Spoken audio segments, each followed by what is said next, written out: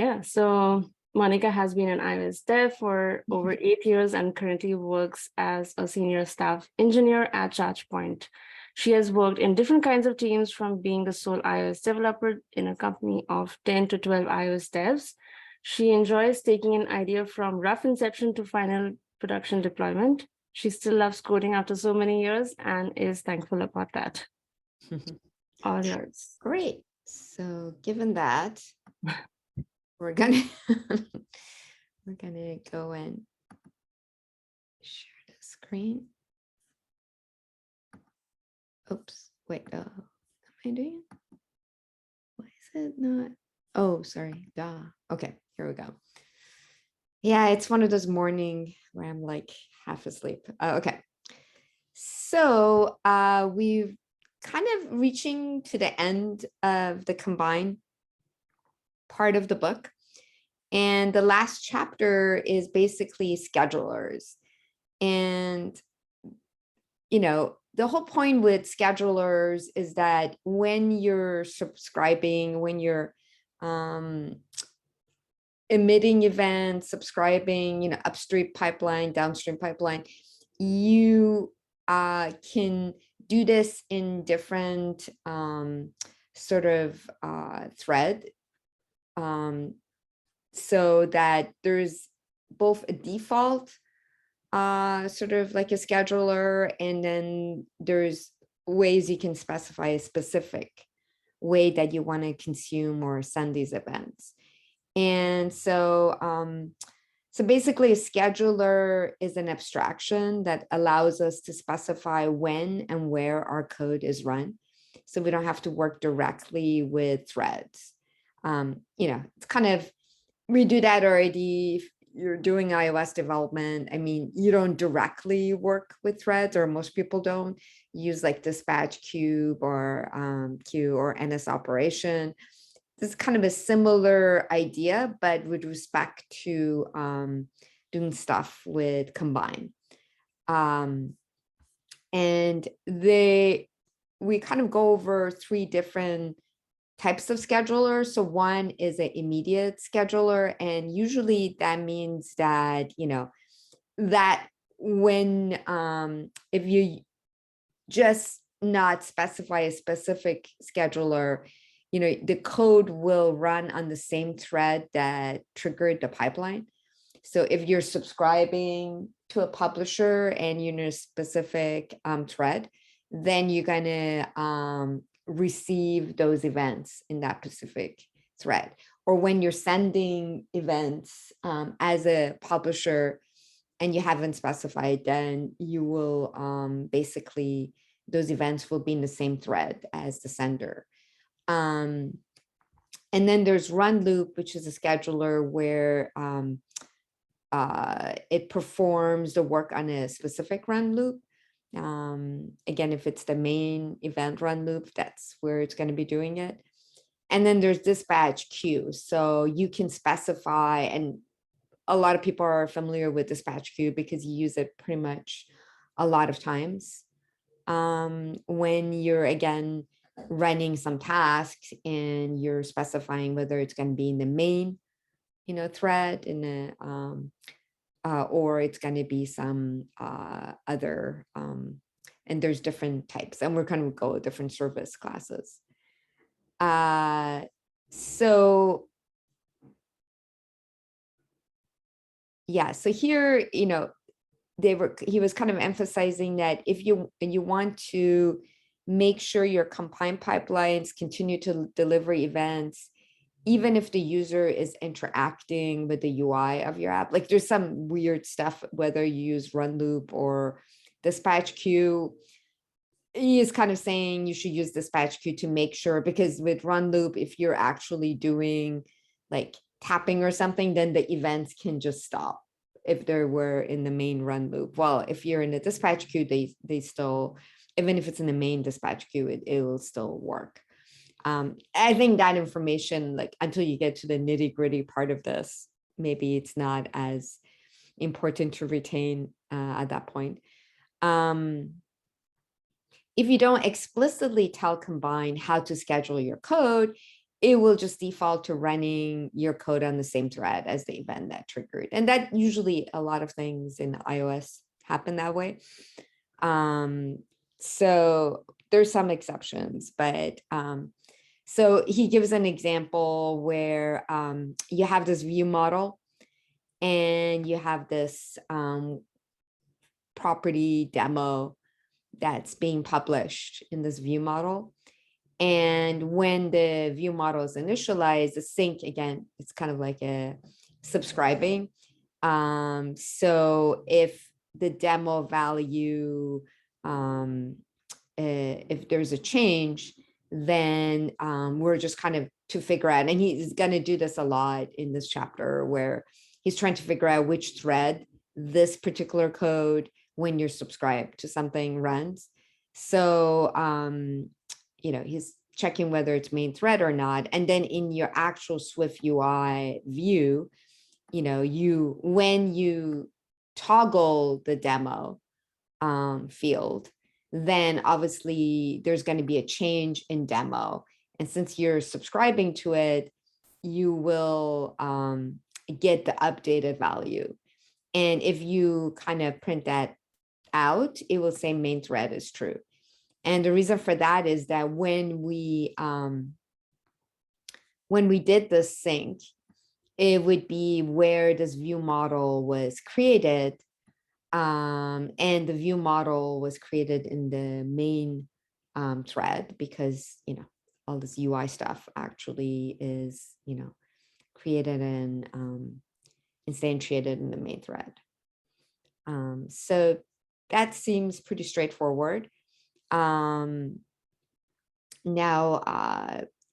So that's kind of like, the scheduling behavior is caused by Combine's default scheduler, which is the immediate scheduler.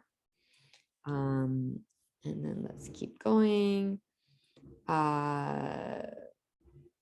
Now you could change that. He just wants to show, even though, yes, this view was, this SwiftUI view is created in the main thread, when we're actually toggling this demo property, we're going to do that in the global dispatch queue, which is not the main thread.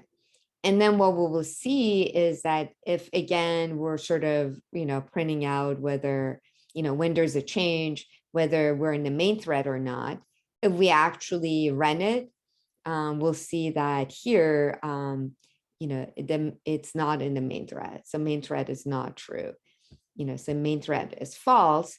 And then SwiftUI will, give you this warning because, a lot of times, and this is true of just outside of Combine, that we know that you get this a lot when you make network calls and whatever, which are in separate thread.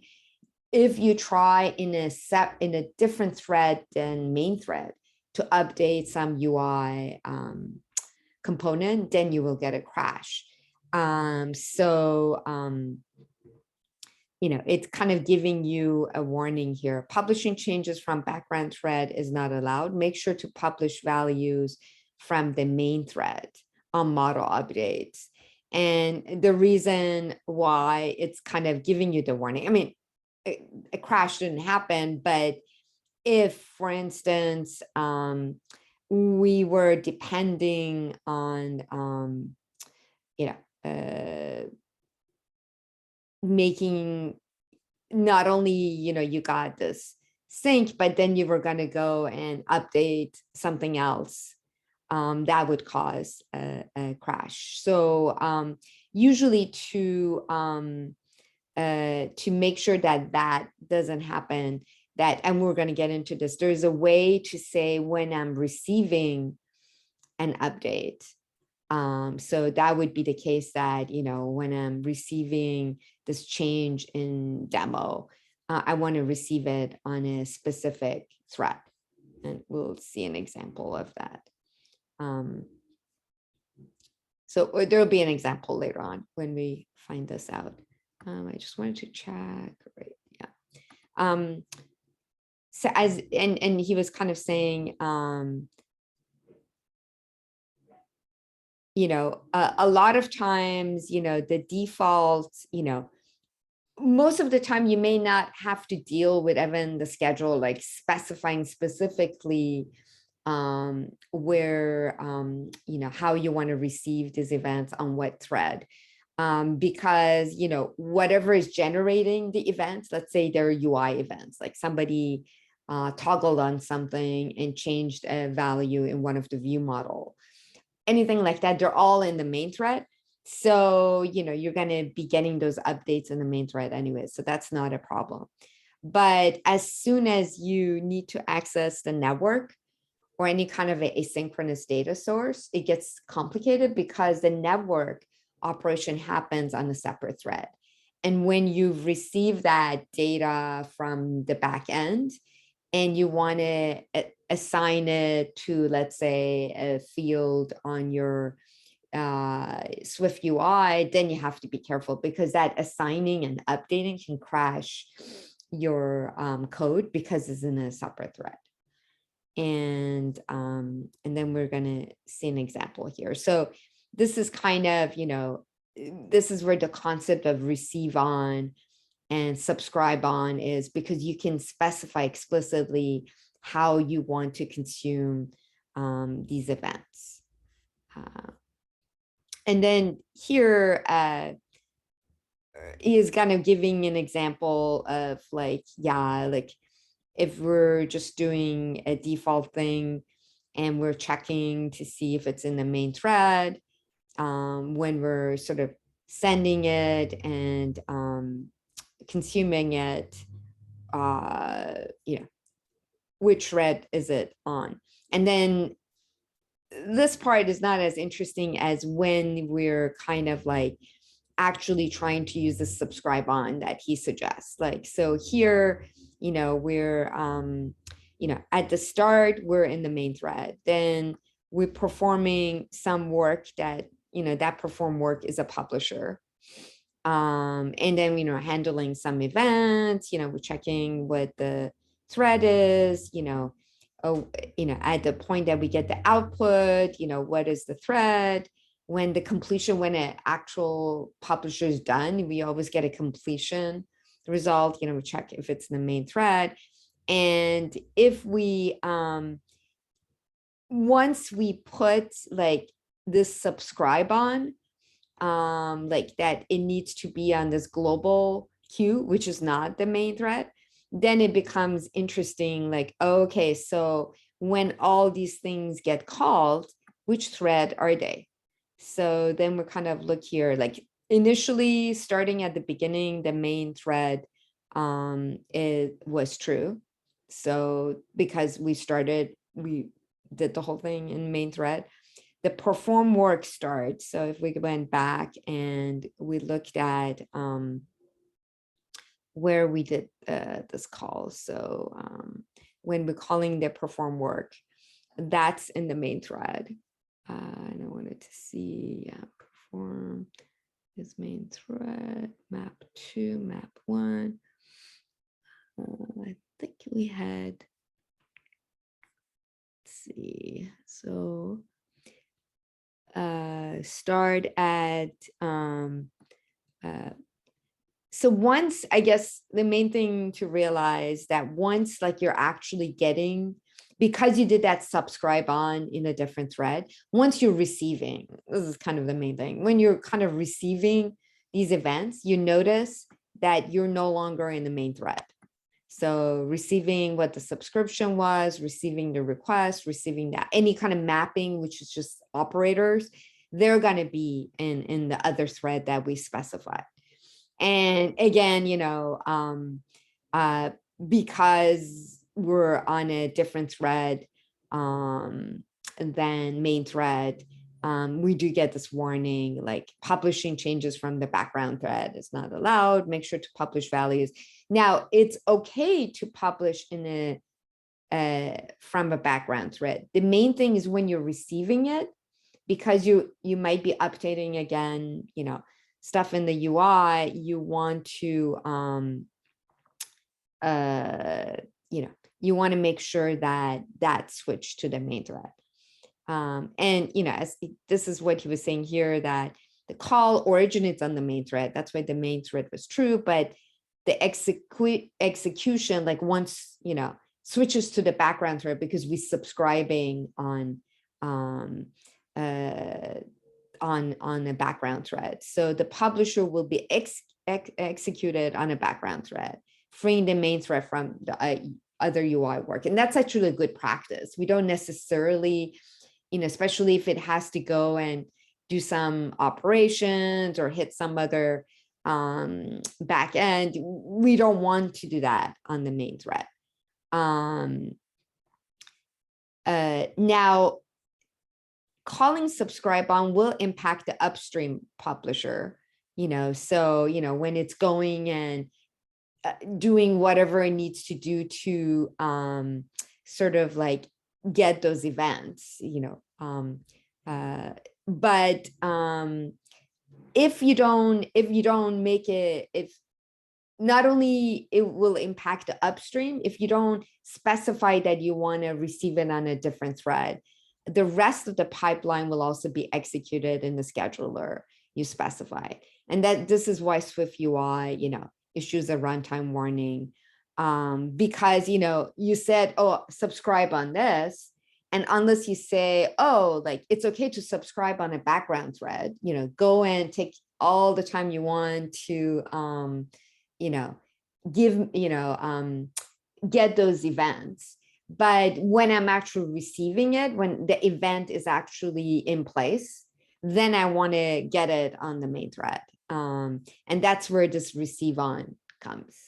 And I think that's sort of a big important thing to learn. So it's okay to go and subscribe on a background thread. And a lot of times it's depending also how, like, let's say network event or something, it's going to take time to get those events. So, and to, process those events. So you don't really want to do it on the main thread, but you want to make sure that at the time that the event is now coming to you, that then like it's ready to be received, that's when we actually go and specify the main dispatch. And that makes sense for anything where we're using that event to update something in the UI.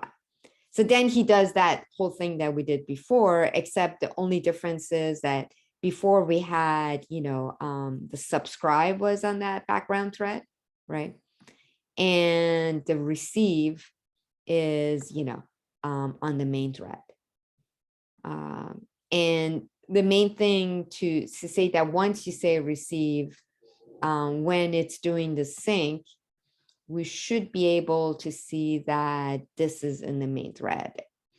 So let's take a look. So again, because we were just calling it, it was main thread. When we call perform work, it was in the main thread. When it started in the beginning, it was in the main thread, but then when it's actually kind of like doing the work, then it's not going to be in the main thread. So all this is false. Even receive completion is false, receive request, all that, but the sync is true. And that's the more important thing that, we were like at the point that whenever you call receive, anything after that, if you're like, subscribing to something specific there, like to get that value, then that will be in the main thread. So that's why this was true. But the other receives that we did, because the subscribe was on a background thread when you're getting those things. And that's okay. Usually for these kind of receives, this is information to kind of know, okay, did the event get canceled? Did we get completion that it was done? It's fine to get that on a different event. A lot of times here, if you notice, like we're actually taking that value and changing something in that could be a property in the view. So, or the view model that the view depends on. That's when we want to make sure it's the main thread. I just noticed I've been talking a lot. Any questions about this? Anything that's kind of confusing?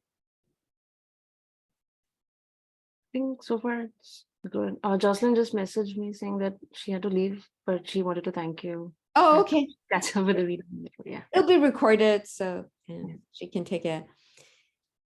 Yeah, and then he was also mentioning like all these like operators that we kind of look like the debounce, where you don't take every change, like, it waits for a little time interval before it sends an event.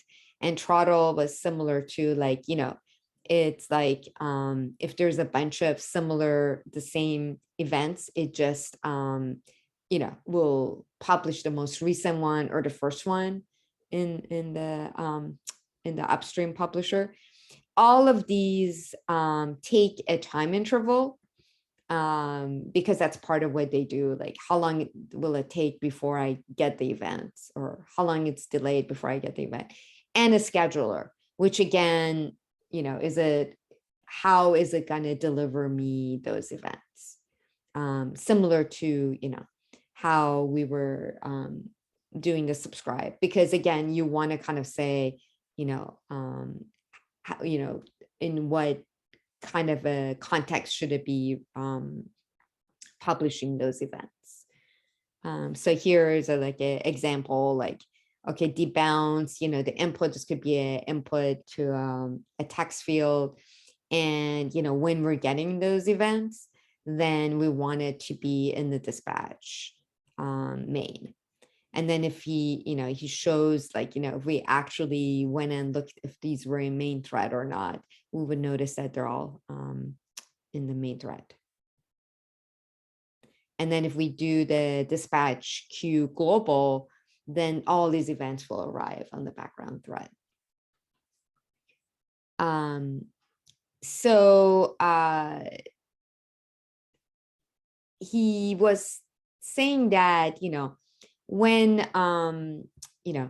we're kind of doing computationally intensive work on the main thread, that would not be good, because main thread should really be responsive to actual UI events.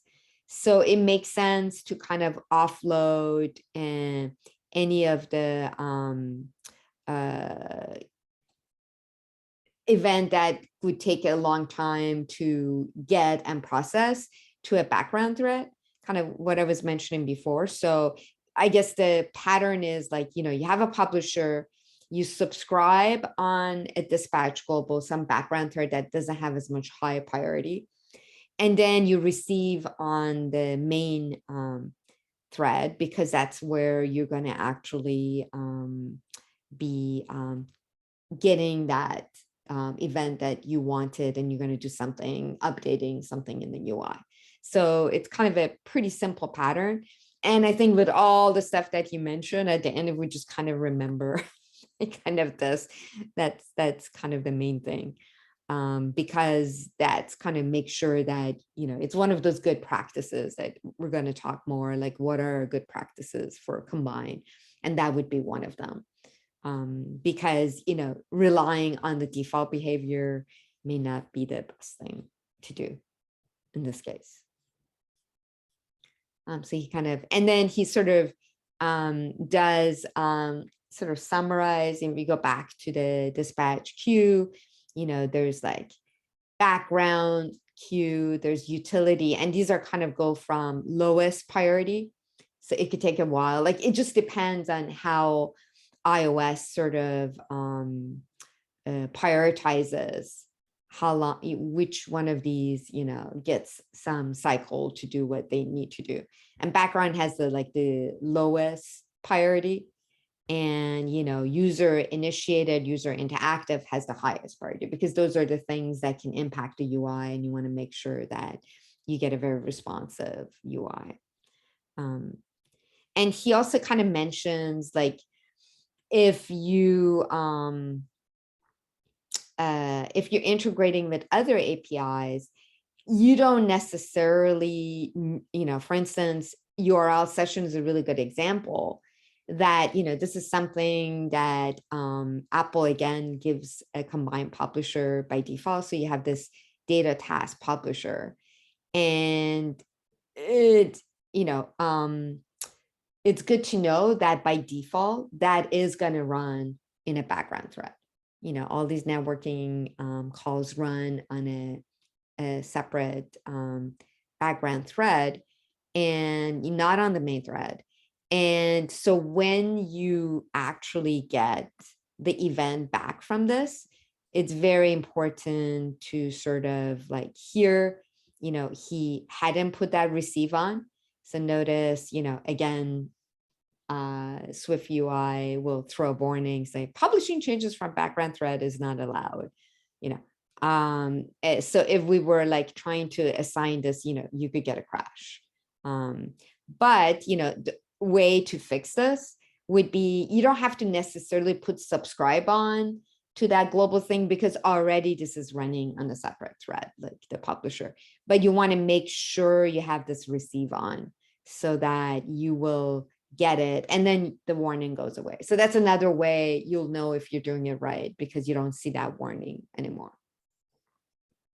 And similar to for those folks who are using Firebase, that Firebase is interesting that when you're actually past a closure, like you call like this get document, it's an asynchronous call. So at the time that Firebase goes and makes a call and is waiting to get a response back, that's all happening on a separate background thread, which makes sense because you don't want your UI to just be hanging while it's waiting for a callback from Firebase. But when you're passing it a closure, that your closure will be called in the main thread.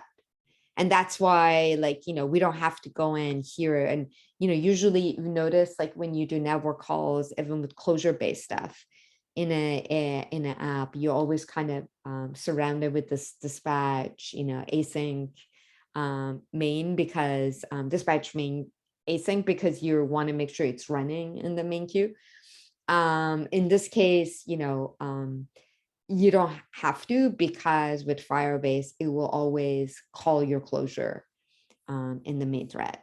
And if we wanted to now, like, do a publisher for Firebase, which we did in the previous chapter, then notice here, we didn't have to put that receive on. And, SwiftUI does not complain, when we're, doing this assign to our book field, it doesn't complain, because it knows that, this publisher, the event is, the downstream event is in the main thread. So there are some, like, certain calls, they already have that behavior set. So if you already, and his point is, if you know how it's going to run and in what thread is going to return it, you don't need to go and yet do it again, because there is, what he calls is, let's see, he had a good example. Where was it?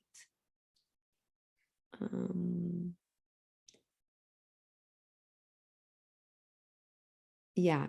On the other hand, some APIs like Firebase might switch back to the main thread before returning a result.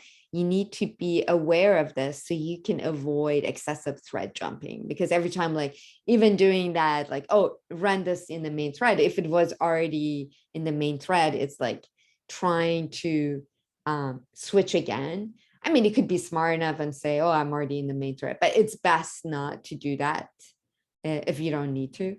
But it's, so it's good to, I guess, when you're developing, to be aware of those warnings and make sure that if you see a warning, you fix it. So and if you don't have the warning, then you can kind of be assured that, okay, for this particular publisher, it's already, the downstream pipeline is in the main thread, so I don't have to worry about it.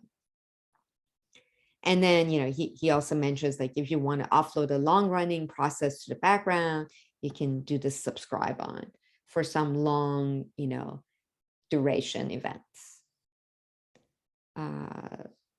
And again, this is one of those things, like a lot of information, but the main thing is to just,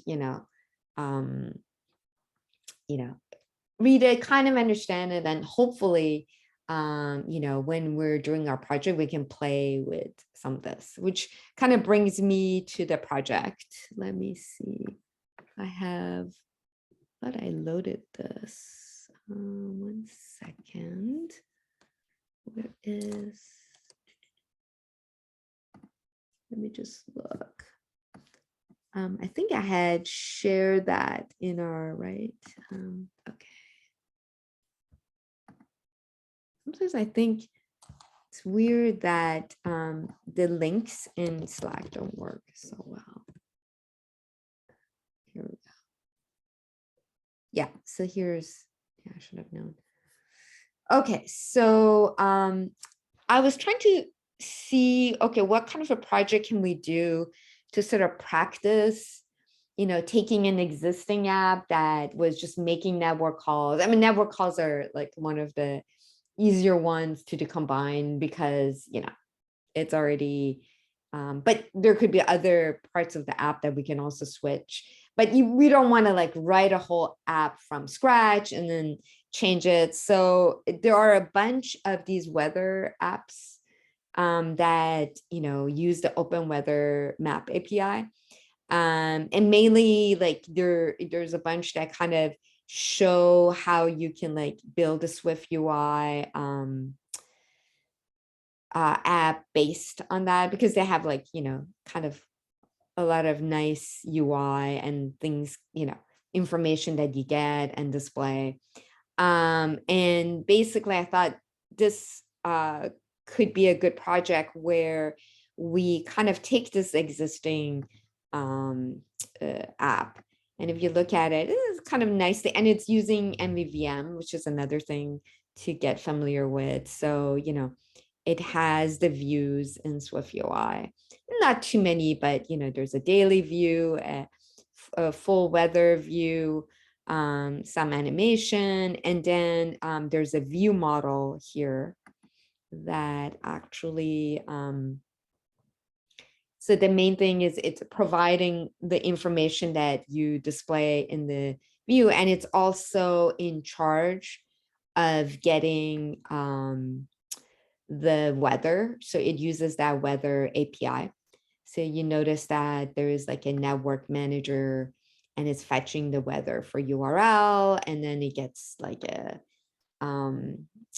closure where we kind of set the weather to whatever response we got, and that weather is published. And it's also like there's a city, because we use, when they set the city, then we're getting the weather for that specific city. So the challenge is, can we, and I'll write it up in our, I was gonna do it myself this weekend, so I kind of, can look at all the hiccups for this, but, to kind of take at least the network layer and change it to a combine thing, where we're then sort of like, it may seem like, why do that when, we already have this, but, if there's also a network manager, or if you're already existing in your app, you have a network manager, how do you make that, this fetch weather to actually be a publisher, and then have the updates, that you just update the weather instead of like, having this closure and doing, and then, here, instead of async, we just receive on, so putting some of the stuff that we learned into this. And I also wanted to see in the UI, maybe there's some aspects of the UI that can also do a combine rework, like when they're typing in the city, or I think in this case, they're not typing in, it's not that generic. It's just basically there's one for two cities, but I'll check on that. But that was the idea, that we can kind of take an existing app, play around with getting it to just use Combine. And then hopefully it wouldn't be that hard. And we kind of get I thought it does have a city one. I'll check that too. And then using some of the, the concepts that we learned in the book to update this project. So if folks are already eager to do it this weekend, feel free to play with it. Otherwise, my plan is to do it in the weekend, and then, I'll put like, if there's any problems with this particular project, I'll switch it to another one, but hopefully it looks like it works. I could run it, and then have you guys also try it. And then the next time we meet, we can kind of go over some of the solutions, if that sounds good for everyone. So you're not kind of starting from scratch, but I always kind of think, whenever you also make a change, and if it seems like a decently written app, it's also kind of gaining more knowledge about SwiftUI, how you do MVVM, and possibly combining it with Combine. So that would be kind of cool. Any questions about that?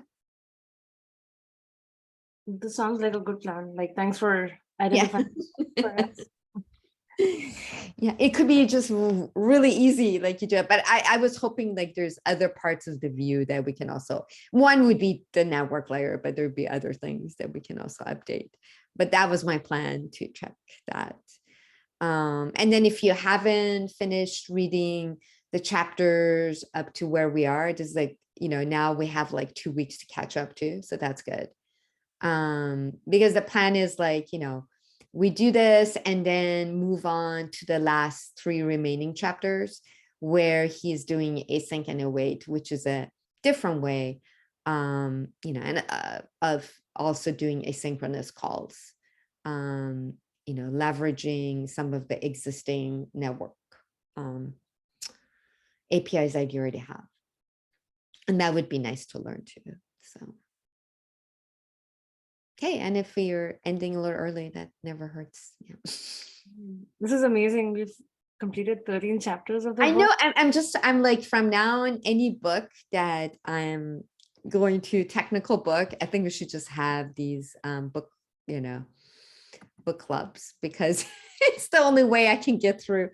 Otherwise, I get lazy. I'm like, oh, I'm so busy. I really don't have time to do this. And, but now, like, you have to do it. So it's kind of a way to prompt everyone. I mean, you don't have to read every word in the book, but at least you kind of gain some knowledge. That's all we can ever hope for. So thank you so much for doing that.